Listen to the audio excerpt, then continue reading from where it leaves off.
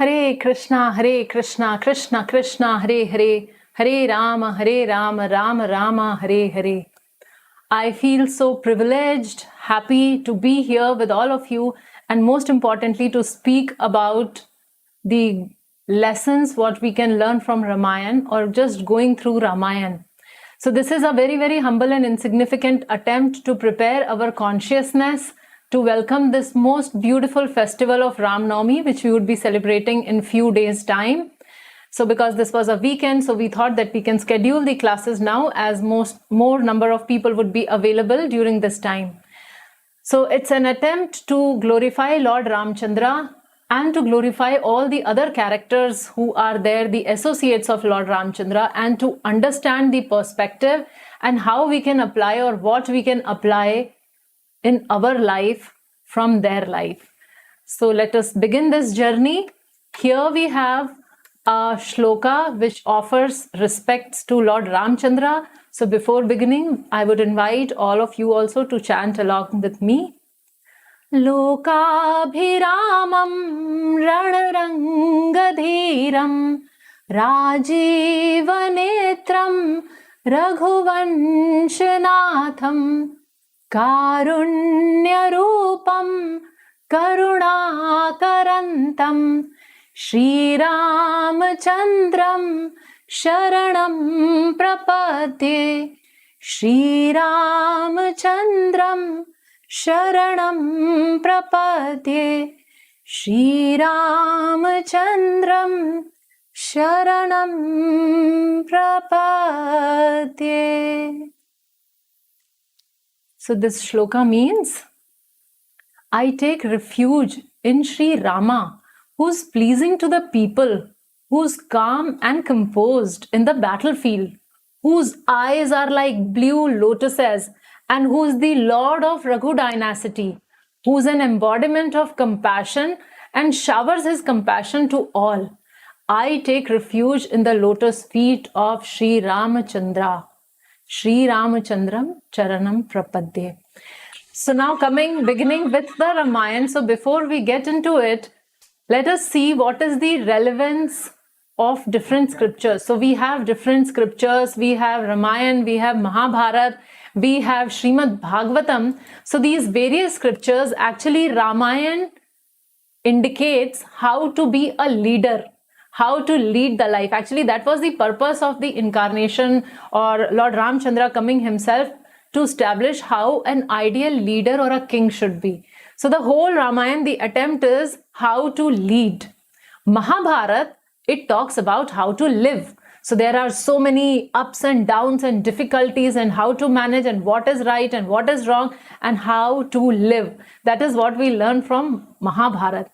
And Srimad Bhagavatam teaches us how to leave this world.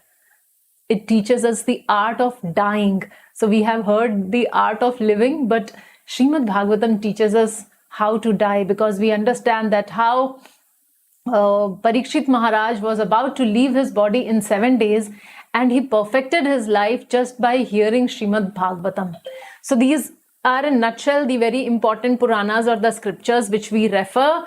And then going a little deeper into Ramayana, so we know that Ramayana has total 6 Kand, and then there is this Uttarakand which came later as an appendix.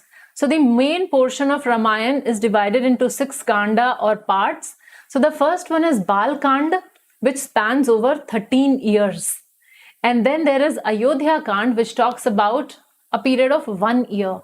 Then there is Aranya Kand. Aranya means forest. So Aranya Kand, which talks about 13 years. Then there is Kishkinda Kand, which is just for 2 months. So that is Kishkinda Kand. The last Kand is Yuddha Kand, where the Yuddha happens between Ramchandra and Ravana. So that is Yuddha Kand, and that is for 6 months. Now you must be wondering, why did I skip out this one Kand in between? So this one, the 5th one, as you can see on the screen, is Sundar Kand. And Sundar Kand is the most Sundar portion or beautiful portion of Ramayana. And especially in North India, There are so many people who, like, on a regular day-to-day basis also, they recite Sundarkand. They recite Sundarkand daily. Kanthasth hai unko. They have memorized Sundarkand.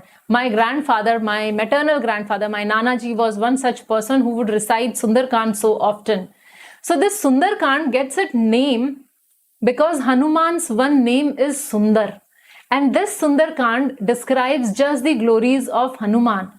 And compared to the other Kand, which spans for 13 years or 1 year or 6 months, Sundarkand is just for 2 days. It's a description just of 2 days, but it is so beautiful. One, because Hanumanji's glories are described, the glories of the devotee of the Lord. And second, because 3 characters are discussed in Sundarkand. And all these 3 characters are Sundar or beautiful. So there is a description of Hanuman and his activities. There is a description of Mother Sita. And then there is a description of Rama, which Hanuman gives to Sita. So all these 3 people are beautiful, and that is why this gets the name Sundarkand. So actually my presentation or my humble effort to glorify Ramayana, so I have divided into 3 sections. So today we would be covering or discussing about till the time Ram leaves for the forest. And then the second section talks about the life in the forest. And the third section, the most beautiful, would be about the Sundarkand. So this is how we have divided it. And now, talking about Ramayana, so Ramayana, we see it again, it covers 3 main places. So Ramayana has Ayodhya, it has Kishkinda, and it has Lanka. So as you can see on your screen, so 3 different places, Ayodhya, Kishkinda, and Lanka. Now 3 different cities, actually, it represents the mindset or the Sanskriti or the culture of those people who were staying there. And these 3 categories, I mean, we can see this very clearly cut out categories, and people were quite different from one another. So if we talk about Ayodhya, it was a place of highly cultured people. In fact, it is mentioned that in Ayodhya, none of the shop would sell the lock because people would not lock anything because there was no theft. And then no one was able to give charity because there were no beggars. So that is the prosperity of Ayodhya, and that was the attitude and high cultural background of the people of Ayodhya. In Ayodhya, the people were full of gratitude. They were always God conscious, and they would express this gratitude. Like it is described that when Rama's coronation was about to happen, rather when Rama's coronation was happening, after his Vanvas, when he had come back and when his coronation was happening, so people were sprinkling different things, and somebody threw some red powder, dry powder, जैसे वो गुलाल वगैरह type का. So they threw some red powder. When Mother Sita saw that red powder, she was immediately reminded of the blood which had come out of Jatayu, and she started thinking of how Jatayu had sacrificed his life, and she started thinking that if not for Jatayu, this coronation would not have happened. So such degree of gratitude and gratefulness is exhibited by people of Ayodhya. On the other hand, we see is the city of Lanka. So Lanka people have this Vikriti culture, Vikrit, destroyed, disturbed culture. In fact, rather than culture, people are like vultures there. They keep snatching others' property, and we know how Ravana, he snatched somebody else's wife itself. So actually the culture there is just eat, drink, and be merry, just be happy. And what to talk of gratitude? I mean, that and all does not exist there.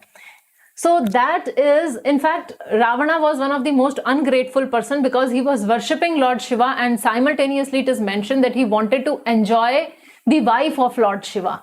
So we can imagine what do they know about gratitude? So that was Lanka.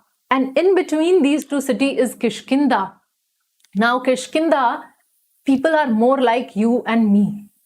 People are more like sometimes right, sometimes wrong. It is described that people are akritagya there. Akritagya means they forget to be grateful. So like some of you may know, or most of you may know, that there were these two brothers, Vali and Sugriv, and then Rama helped Sugriv, and Rama got Sugriva's kingdom back, and he got his wife back. And then Sugriva in turn had promised that he would help Ramchandra in finding out where Mother Sita is. So when all this happened, Chaturmasya period started. Chaturmasya means rain, season of rain. So during those 4 months, Chaturmasya is for 4 months. So generally these 4 months, people do not travel from one place to another. So Lord Rama said, okay, so for 4 months we will take a break, and after that, Sugriva, we will go and search Sita. And Sugriv said yes. And then it is described that Sugriv got so busy in his own enjoyment that he completely forgot about his promise. Now, for Sugriv, the time was just running like anything because he was busy in enjoyment. On the contrary, for Lord Rama, each and every single moment was very difficult to partake of because he was constantly reminded of Sita and where she would be and what type of agonies she would be facing. So he was busy thinking on those things. So Sugriva almost forgot. Sugriva got so much engrossed in sense enjoyment that he forgot completely. And then what happens is, there is a long story as how Rama sends Lakshman, and then Lakshman reminds him, and then Sugriv comes, and then Sugriv is reminded of of Rama's big favor, what he has done, and then he was like, yes, I'll come and I'll do, and he did everything. So the point is that he needed a reminder. So it's not that he was spontaneously like that. He needed a reminder, and then he did. So this is what Ayodhya, Kishkinda, and Lanka is. Now, in these 3 cities, there are 3 brothers duo, which is very interesting again. So in Ayodhya, we have Rama and Bharat. In Kishkinda, we have Vali and Sugriv. And then in Lanka, we will hear about Ravan and Kumbhakaran. So now 3 brothers and very different type of interactions, etc. So let's start this time from Ravan and Kumbhakaran, or from Lanka. So in Lanka, Ravan would do all the wrong things, and his brother Kumbhakaran, he would be assisting in doing all the wrong things. So he was all there. In fact, in Lanka, it is described that the competition would be that this is wrong and this is more wrong. Like this is bad and this is worst. So which one shall we choose? So this is how they would be thinking and doing things in Lanka. And coming to Kishkinda, where Vali and Sugriv was there, so they would discriminate that this is right, this is wrong, this is my wife, this is my palace, okay, so this is right, actually I should be owning this. So like normal people like us, we do discriminate between right and wrong. In fact, in Kishkinda, there are 3 categories of monkeys.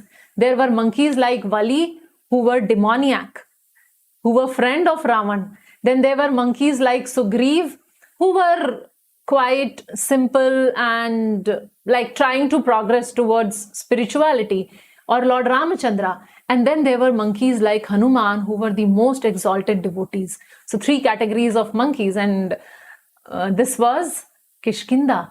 And then we have Ayodhya, where we have brothers like Ram and Bharat. So the description is there that when Rama left everything and he went to the forest, Bharat goes behind him, and Bharat wanted Rama to come back. So Bharat gave lots of logic and reasoning that how it is proper for Ram to come back and rule the kingdom. He gave lots of logic and he gave lot of scriptural proofs also. And then Ramachandra starts speaking, and Rama gives the other part of the evidences, and he proves that how he must be staying in the forest. So you know what is the competition there in Ayodhya? What is right and what is more right? So Ayodhya is what is right and what is more right. That is what Ram and Bharat were fighting for. Though they were fighting, they were having this argument, but what is right and what is more right?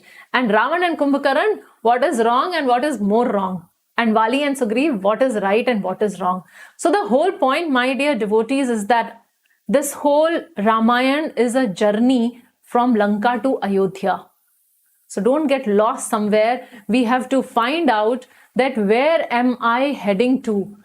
Am I moving towards Ayodhya? Am I taking shelter of Lord Ramachandra, or am I moving towards Lanka and giving into my temptations? So now let us begin the story of Ayodhya, and let me invite all of you to come to Ayodhya and see what is happening there. So as we know, Ayodhya is ruled by King Dasharath. Now this name Dasharath has some significance.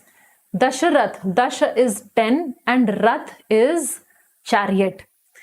So actually, if we read Bhagavad Gita, the body is compared to the chariot and the senses keep running in all the different 10 directions.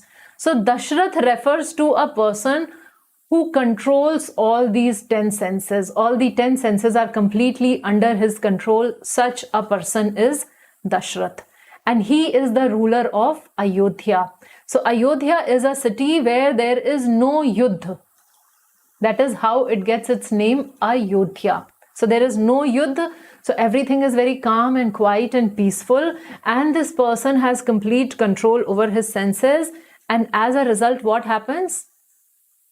Birth of Lord Ramchandra. So similarly, when we become peaceful, when our senses are under our control, then Lord Rama would appear in our lives. So that is how we have to figure out to reach at that position, and then things would get under control. So now talking about Dasharath. So Dasharath, I'm not going too much into detail of the storyline, because I'm quite sure that Ramanand Sagar has done a lot of justice, and then I think there was a Ramayana by B.R. Chopra also. So most of us would know the storyline or the flow of Ramayana. So I'm not getting into too much detail about the story. But then one night when Dasharath was sleeping, he actually had a nightmare. He saw some snake and some furry monsters, and he was quite shaken. It was not a normal, regular nightmare. So he was quite shaken, and in the middle of the night, he got up and he got this feeling that this nightmare indicates that my time of death is close by. So this is what indication he derived, and then he became very puzzled. He started walking up and down, and he was thinking what should be the right course of action, what he should be doing. And then suddenly this thought flashed within him like a moonbeam. The face of Rama came to him, and he started thinking that how Rama is my life, my breath, my real wealth, my eldest son, and how this is the time for me to make him the king. How it is the time for coronation of Rama, because I feel that my life is little less, so I should install him as the king, and then he will take care of the kingdom. So this is how he started planning the things. And then the next day morning, he woke up, and with this happy thought, he started proceeding towards his kingdom. When he was in Ayodhya, so this is how he was like surrounded by all the citizens whom he liked, and happily the next day, with lot of ray of hope, he started moving forward. So when his mind was clear and he was going, and then suddenly he remembered that first thing what he should be doing is go to the hope center of Ayodhya. Before going to his palace, he went to this hope center. Now what is this hope center? It is the temple of Lord Ranganath. So he went to the temple of Ranganath, he prayed there, he offered his obeisances, and he prayed for the protection from all evil, and he also prayed that the Lord empower him to take all the right decisions. Though this was his prayers, and then he headed straight to his court. So there he was surrounded by a lot of ministers. Now, Dasharath would not take his decisions on his own. So what he would do is, when he reached, like that day when he reached, he explained the whole scenario. He said how he has become quite old, and the time has come that he should cater to his spiritual needs. So he asked all the others that this is my proposal, that I'll make Rama the king. And then he asked everyone for their opinion. So all the ministers unanimously, they agreed that Ichhamaham Mahabahum Raghuviram, that we all desire to have Raghuvir as our king. So here we see that how king was not the lawmaker, but the law keeper. So everyone together would come to a consensual decision, and this is what would be followed. So then this news was passed on to Rama. Rama was called to the court, he was informed, and then he started preparations. So again, there is a long description of how Rama was preparing his consciousness. He started preparing himself for this coronation by fasting and by performing austerities. So Rama did not get very excited and started thinking, wow, I'll be the king and all that. He was not thinking like that. He did not get carried away by the power which he would be attaining. But what happened is he became even more serious, and he was more focused on the responsibility which would be coming to him. And that is why he started preparing himself and his consciousness. So Sita and Rama, they sat for a yajna, they did yajna, they offered fire to the sacrifice, and then the whole night they fasted, and this is how they started their preparation. And kahani mein twist. So we see the other side. We all know the other side, that there is this lady, this hunchback lady, Manthara. So Manthara, it is mentioned, or we can say categorically, that Manthara has a mental disease. Now, what was that mental disease? This mental disease that Rama should not be the king. Her attachment towards Bharat. She wanted to see Bharat to prosper. So the diseases are of two types, physical disease and mental disease. So physical diseases are not all contagious, but mental disease are all very, very contagious. And if you sit to a person who has this mental disease, like if you have a friend who's always negative, so if you sit and spend some time with him, then you will also become negatively oriented. If you sit with a person who's envious, then you would also become envious. If you sit with a person who's a fault finder, then you would also start finding fault with others. So same happened here, that Manthara had this mental disease. She would feel very insecure, and she was so attached to her Bharat that she actually poisoned the mind of Kaikeyi. And Kaikeyi was completely possessed, as if by ghost. This thought started haunting her. So what happened is, one rarely gets possessed by the ghost, but more often one gets possessed by the thoughts and one's own concept. So ghosts, so very, very rarely that we hear that somebody gets possessed. But when sometimes this type of thought, this negative thing, or I want to harm somebody and such things creeps in my mind, or this insecurity creeps in my mind, then it is very, very difficult. So this is what was happening to Kaikeyi. And then there is this whole description that how she goes to the Kop Bhavan. So Kop Bhavan is a place where they would exhibit their anger. So she goes there in the Kop Bhavan, she lies down in the Kop Bhavan, and she starts throwing all her jewelry and all her silken clothes. So she changed into very simple cotton clothes, and she threw away, scattered everything on the floor of that room, and she was there in Kop Bhavan angry. So Dashrath got to know that Kaikeyi is angry.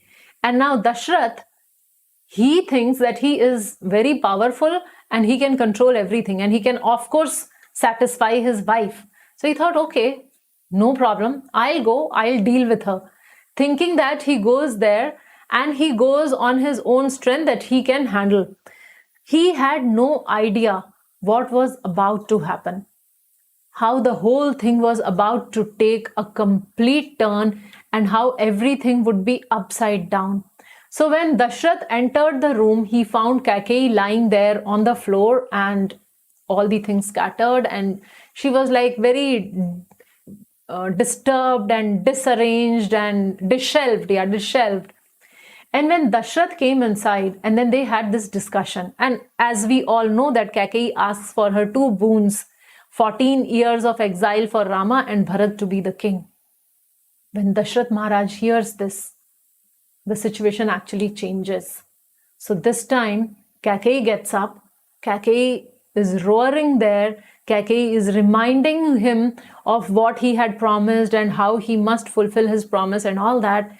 And Dashrath Maharaj is lying on the floor completely disheveled, because now he gets this mental disease.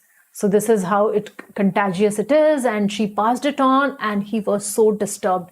He was so disturbed with this thought, and he was telling that I do not discriminate between my sons. It is okay if you are asking for Bharat to be the king, but why 14 years of banishment for Rama? I am not able to take this, and if you will do this, then I myself will die. So all that starts happening there. And again, I'm not going in detail there, assuming that we all know that part of conversation. So here we have something very interesting, that mantra represents crooked mind. Like our mind, when it becomes very crooked and it starts asking for something which is not proper or which is not appropriate, so that is the time when we are actually acting like mantra. And Dashrath represents the weak intelligence.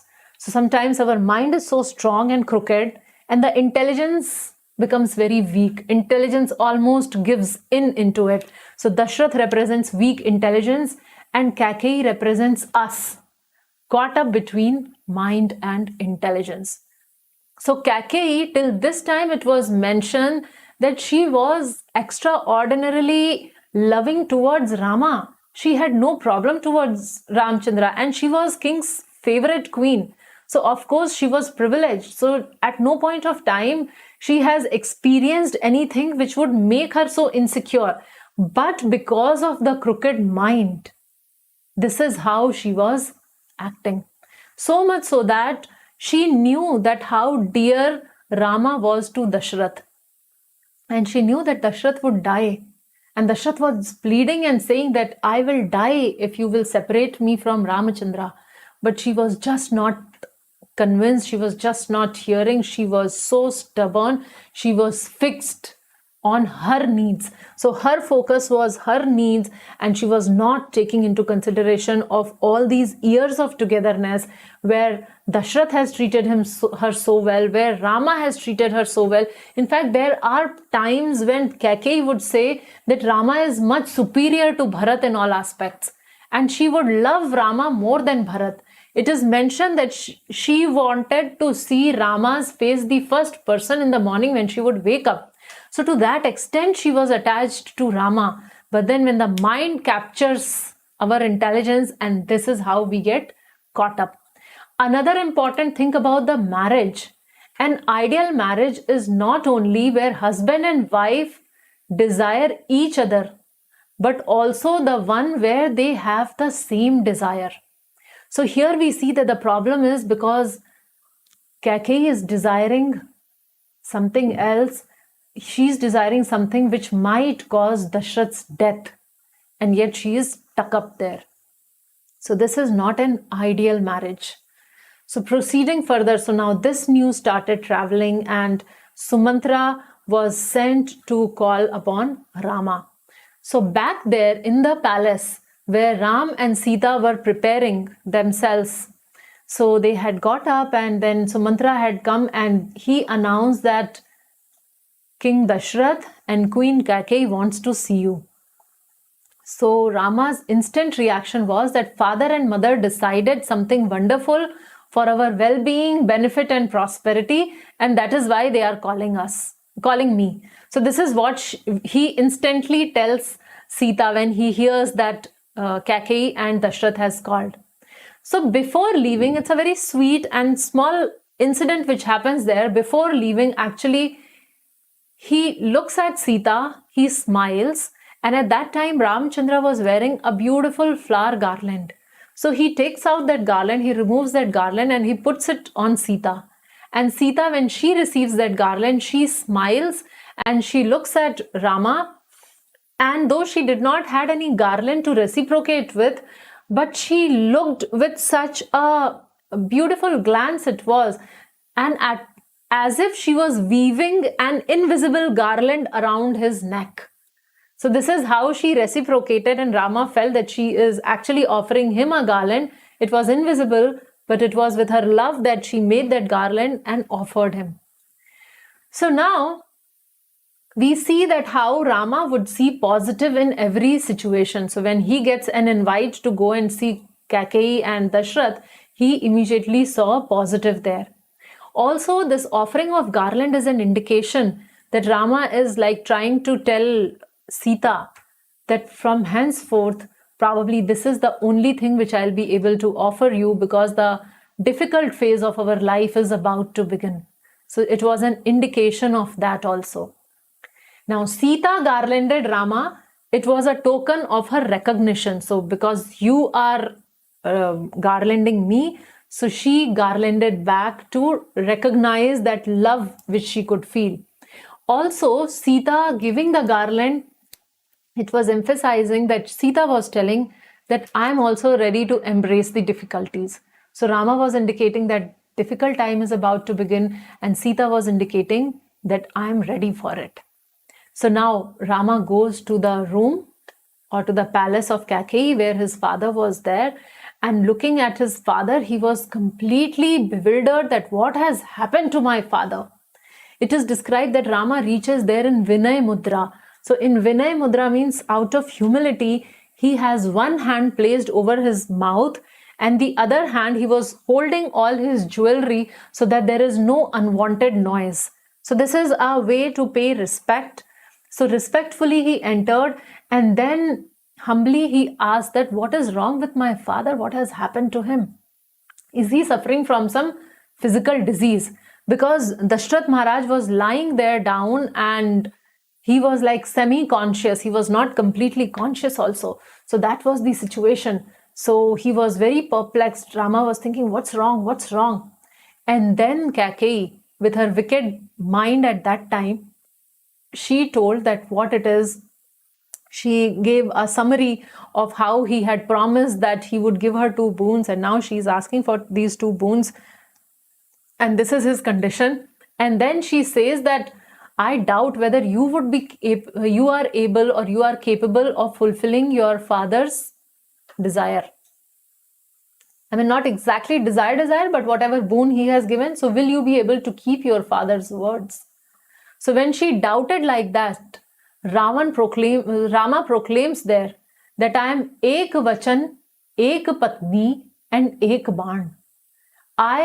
Whenever I speak words, I don't take it back, which means I stand by my words. Second, I am ek patni. Just after my marriage, now I do not consider anybody else. I have accepted just one wife. And ek baan, once my arrow leaves my quiver, it does not come back. It directly hits the target. So I have such a principled life. So then he was like, this is such a small thing. Why my father did not ask me directly? So he was not puzzled. He was not perplexed by why he is being asked to go out of the kingdom for 14 years. His question was, or his worry was, that my father, he doesn't have so much confidence on me. He thought that I may not follow his desire also. And that is why he's reacting like this. So that was the concern which Rama had. So it is described that outside the palace, at that time, citizens had gathered from all over the country and they were all like in such happy mood and they were all celebrating that, okay, in some time the coronation would begin. So outside were the people who loved him and accepted him and wanted him to be their leader. Inside there were people whom Rama loved, but they rejected him and they just wanted him to leave. So outsiders were asking him to lead and his own people were asking him to leave the palace. So that was the situation. So this and all was happening, and then Rama paid obeisances and he said, I will go, no issues at all. And when he stepped out, there was this angry young man standing. So there was this angry Lakshman. Now Lakshman could hear what was going on inside the room, but out of respect for the king, he did not step inside. And outside, he was just burning with anger. Actually, it is described that Rama felt that as if a fireball was there outside, which would cause everything and everyone to burn. Lakshman had clenched his fist, his teeth were gritting, and this intense hate was there in his eyes. And he was very, very angry. So Rama chose not to talk to him. Rama completely ignored and walked straight. So worst way to deal with angry people is to discuss the matter when they are most agitated. So Lakshman was very agitated now, and Rama did not want to discuss anything at this point of time because that would further infuriate him. So when he started walking, and then Lakshman was supposed to hold this royal umbrella because the coronation was due. So when he was about to hold, Rama said, "Not needed." And then he started walking and he greeted the citizens on the way, and then he straight went to the chamber of Kaushalya. And he informed this to Kaushalya, and Kaushalya was like thunderstruck. She could not believe what she was hearing because she was making all the preparations. She was dressed in white silken sari, and she had arranged so many brahmanas who were chanting various mantras, and everything was very auspicious. And she had arranged a nice feast for his son because she knew that he has been fasting last night. And here the son comes and tells this. So she completely breaks down. She's shattered there. And then she started telling that for last 25 years, actually at this point, Rama's age is 25. So she said, for last 25 years, I have been waiting for this day. My husband does not love me. He has not much respect for me. He is always enamored by his favorite queen Kaikeyi. And I was always neglected. So I was hoping and waiting that when my son will become the king, then at least I will get some respect. And that is also gone. And why all this is happening? And then she started telling that, please take me also along with you if you have to go. And she breaks down there. And then Lakshman also, that is the time when Lakshman actually starts speaking, and he tells Rama that if you just allow me, I am capable and I will conquer the king. Let us arrest King Dashrath and we will take over the kingdom. On that, Rama replies that, Lakshman, you claim to be strong, but I am not so strong to go against the wishes of my father. I cannot oppose my father. This is my dharma. I must follow. So saying this, somehow he informed Kaushalya, and then he started walking towards the other testing point. Now this testing point was Sita. So Rama reaches to Sita's chamber. And when Sita sees him, she asks that, what is going on in your mind? You do not look normal. What is going on? And where is your royal umbrella? Where are the singers who were singing behind you? Where are those brahmanas who were reciting those beautiful shlokas? And where are those people who were fanning you? I mean, all this was happening because he was becoming the king. So she was like, what has happened? What's wrong? What happened? Then Rama spoke in very few words about the two boons, and he informed her that he is leaving for the forest. And he said that more than the loss of the kingdom, I would be missing your company. But I have to go. So like that, he informed Sita, and then he gives her a certain set of instructions.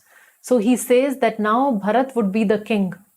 So you must respect him as a king, and you must tolerate if he does something wrong. So tolerate if Bharat or Shatrugna do something wrong to you. Please take care of my parents, take care of my mothers, be equal to everyone, invest your time in deity worship, and this 14 years will just go by, and it will be like a long walk for me, and I'll come back very soon. In no time, I'll be back. When Sita heard this, she started laughing. What are you talking? And she was laughing, and simultaneously the tears started rolling through her eyes. And she was like, I am your Ardhangini. We have to share our joys and sorrows. Why you are not taking me? Okay, I am not objecting. So she did not object that what has happened. She did not question that why life has changed so much suddenly. She was asking, why are you not taking me? How can you go alone? So Rama starts describing that how in the forest there would be lions roaring, how there would be these huge waterfall which would continue falling and would disturb your night sleep, how you will not have your soft cushion to sleep but the bed of stones, how there are poisonous serpents around, how there are quicksands, elephants, creepy reptiles, insects, worms. And then there will be starvation and darkness. You would not get any food of your choice. You eat such delicate food and you wear such delicate clothes, but nothing would be available there. heat of sun, harshness of walking on the path and the hill. You cannot tolerate Sita. So this is how he describes. And on that, Sita says that all this is insignificant when I compare it with the feeling of separation from you. So why you want me to be separated from you? I cannot be stay separate from you. And then she starts telling that for animals, forest is their natural home. And similarly for the wife, husband is the natural home. So wherever you are, there I will be. And then she describes that when she was a child, that time her parents had called a women astrologer to check out what all is there in her future. So the women astrologer had described all good things, and then she said, but. And then after that but, she said this girl has to stay in forest for a major portion of her life. So Sita thought that this would at least convince Ram. So Sita said that I am ready to go. I have packed my bags since that day itself, because I was mentally ready that yes, I have to go to the forest and stay there. So I am not at all scared. So why are you hesitating? Come, let's go. And yet Rama was not like completely okay with that. So then Sita made a very strange remark. And this remark was, she said that if the caretaker of Mithila, King Janak, was here, he would have surely felt that he had mistakenly married his daughter to a woman claiming to be a man. Now, what can be more stronger attack on a Kshatriya than calling a man to be a woman? So this is what she does. So what she is doing is she is using all her cards. She cried, she reasoned out, she gave various examples to explain, she quoted the astrologer, and when nothing was working, this was her trump card. She thought, okay, at least this will make Rama take me. So actually Sita depicts a very self-confident wife. So a self-confident wife gives compliment to her husband, compliment. And that is not for flattery, but genuinely she observes her husband and she gives compliment. She compliment her husband, which means that she knows the strength and the weaknesses of the husband, and she is there complimenting his strengths, complimenting his area of need, complimenting everywhere, complimenting his moods and desires. And then she cares about the husband. So the care is much more needed in the time of difficulty. When somebody is happy, he does not require so much of care and affection. But then the wife, a self-confident wife, cares about the husband. And then the fourth is correct. So whenever there is a need, she would also correct the husband. So that is why Sita is said to be dharmacharini, that she would follow the dharma and she would follow her husband always when he is following the dharma, and if there is even a slight deviation, then she would correct. So these are the 4 C's of the self-confident wife, and Sita was one of them. Sita demonstrates or represents them. So Sita said that you are concerned about these 14 years of me staying in a forest, but if I am in the forest with you, then all the thorns and the pebbles which would be there on the passage would become like soft cotton balls. The path itself would become like a deerskin carpet. And I would love to be there with you to serve you in whatever capacity I can. And when I'm in the forest and the night would come, then I would feel that night is disturbing my service to you. So this is how we would become so intimate, and I'd be serving in you, and I really, really want to come with you.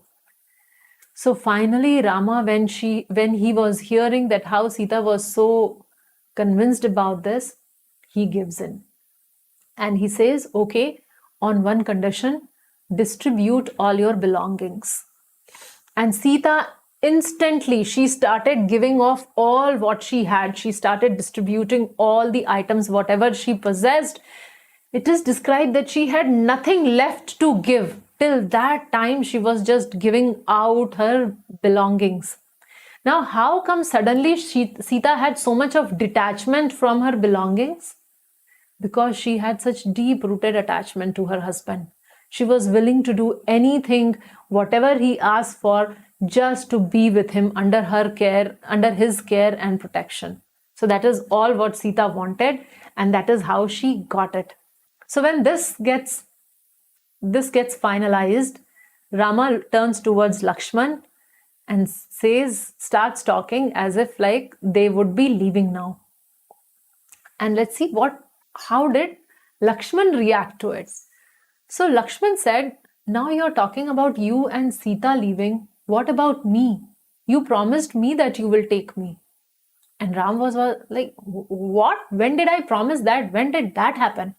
So Lakshman said, well, you did not promise me directly, but when you were talking to Mother Kaushalya, so you were using Bahuvachan, like in Hindi or in Awadhi. In English, English also I and we are there. So when Rama was talking to Kaushalya, he was talking in plural. He was not talking that I am going to the forest. So the way he was speaking to Mother Kaushalya was in Bahuvachan. So Lakshman said, you did not even speak in Dvivachan. So there is singular, there is Dvivachan or two people, for two people, hum dono, like the two of us. And then there is Bahuvachan, all of us. So I, the two of us, and all of us. So Lakshman said that you were talking in Bahuvachan, or all of us are leaving for the forest. So he said that is what was inclined there. And then he said that when you were telling Sita that you are leaving her and going, and then you started asking her to take care of the deities, to become spiritual, to take care of father and all the mothers, to take care of Bharat and Shatrughna. But you didn't ask her to take care of Lakshman.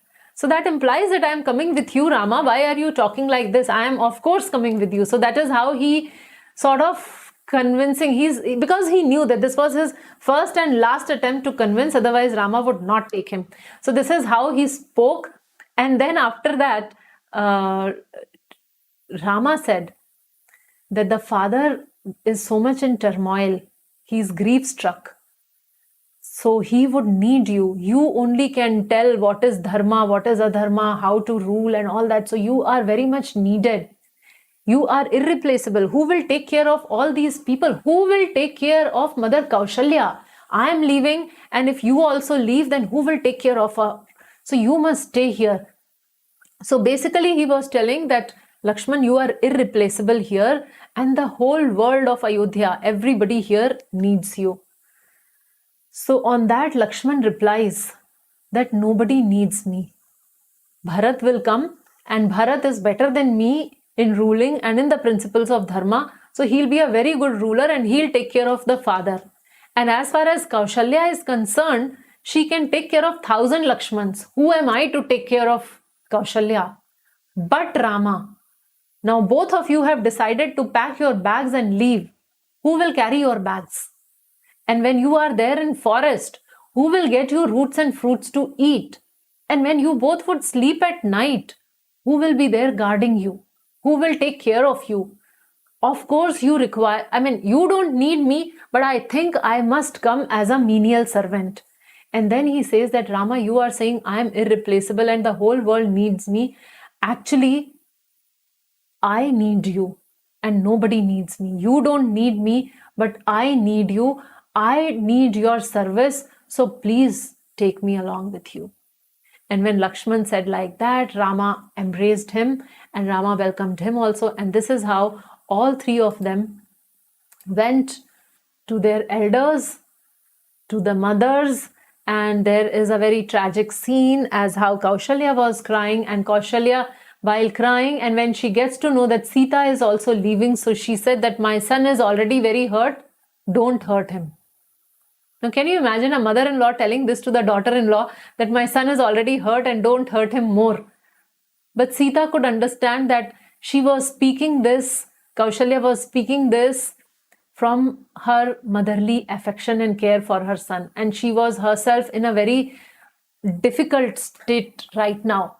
So she just consoled her and she said, yes, I will do whatever it requires. And then they all changed their clothes. They gave up all these royal clothes and they were wearing the tree bark. In fact, it is described that Sita was fidgeting within. She did not know how to like put those clothes, and it was hurting and causing her rashes because she was only used to the softest of silks available. And yet here she was moving with her husband, willing to take up any adversities what life throws upon just to be with her husband. So this is how the three of them are actually leaving. And then Lakshman goes, and Lakshman talks to his wife Urmila. So he was not very sure, he was confused, and how would Urmila react and what to do with that. So when he reaches there, actually it is described that Urmila is a painter. And when she is painting, then no one else is allowed in the palace. Only Lakshman can come. Nobody but her husband can come at that time. And so this is a beautiful scene when she is sitting in front of her canvas and she's painting a beautiful picture of Ram and Sita's coronation. And she thought that this would be the gift to the royal couple. Once they come back from their coronation, this is what she was planning to gift it to them. So with all her love and devotion, she was painting this, and Lakshman comes from behind. And because Lakshman was slightly disturbed as how he would meet his wife and how he would talk to or explain the things, so it so happened that there was a sudden noise. He dropped something, I think a flower was toppled over. And because of that, she was still finishing. She was towards her last strokes. And because of that sudden sound, she just dropped it and the colors splashed over the painting and the whole painting was spoiled.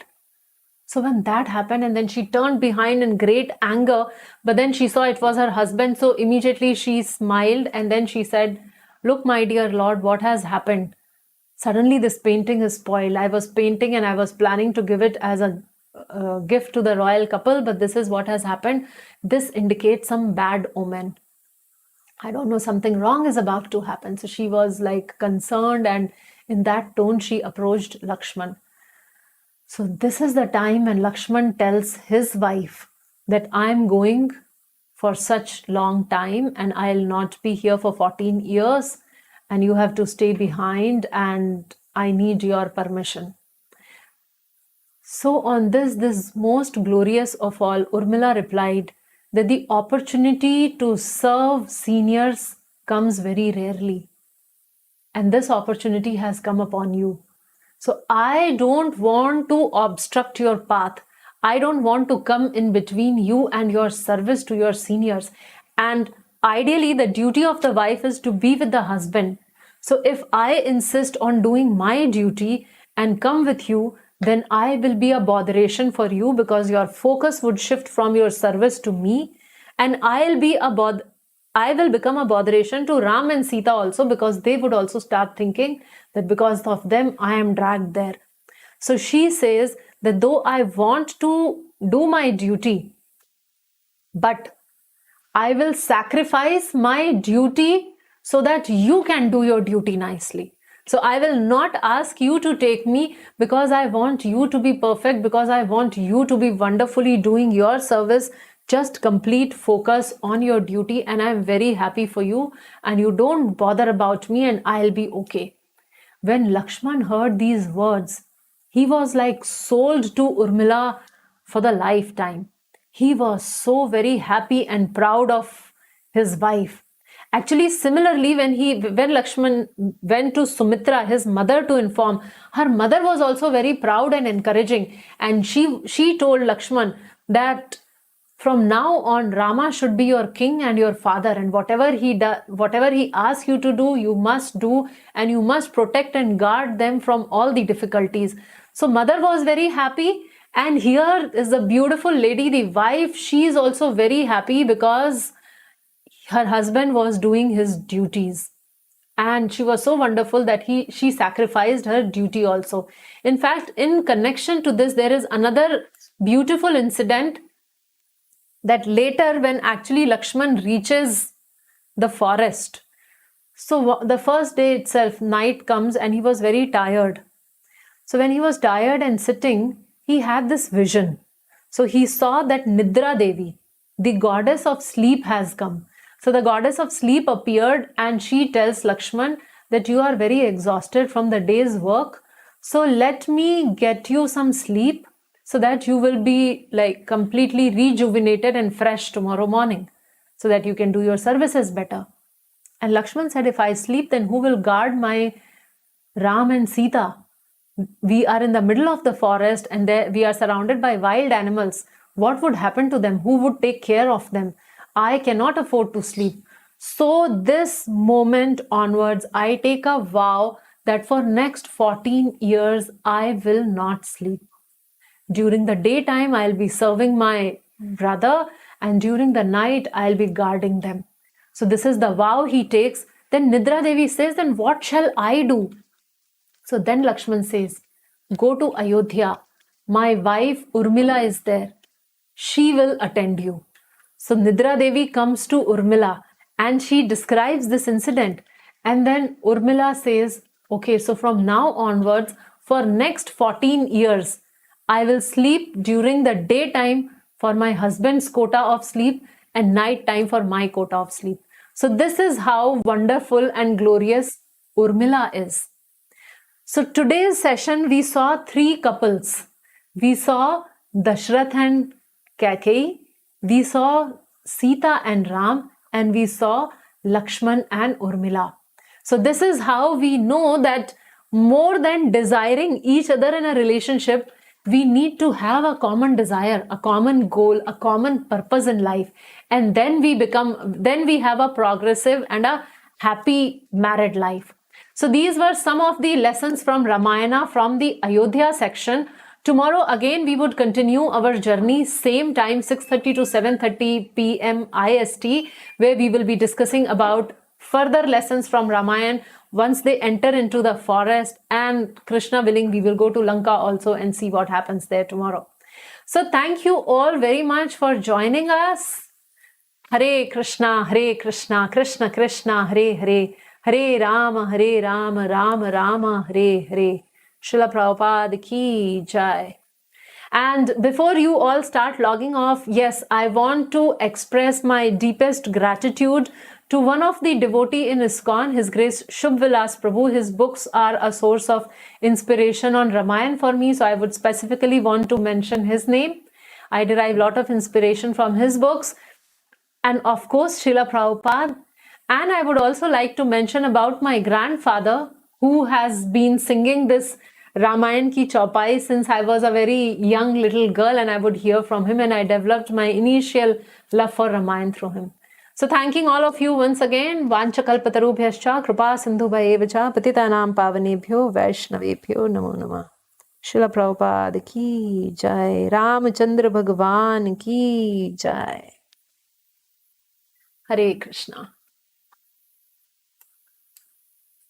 रघुवीरा Ramchandra रण धीरा रामचंद्र रघुवीरा रामचंद्र रणधीरा रामचंद्र रघुवीरा रामचंद्र रणधीरा रामचंद्र मम बंधु रामचंद्र दय सिंधु रामचंद्र मम बंधु रामचंद्र दय सिंधु रामचंद्र मम बंधु रामचंद्र दय सिंधु रामचंद्र रघुनाथा रामचंद्र जगन्नाथा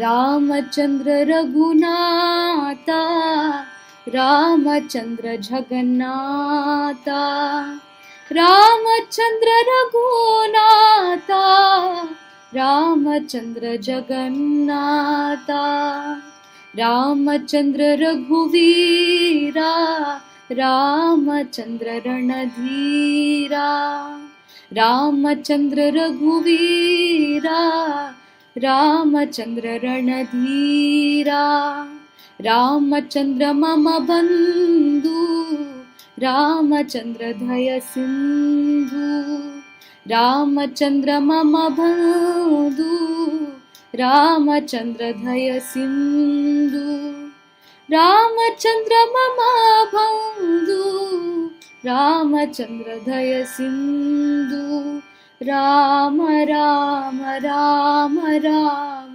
राम राम राम राम राम राम सीता राम राम राम राम राम राम राम राम राम राम राम राम राम सीता राम राम राम सीता राम राम राम सीता राम राम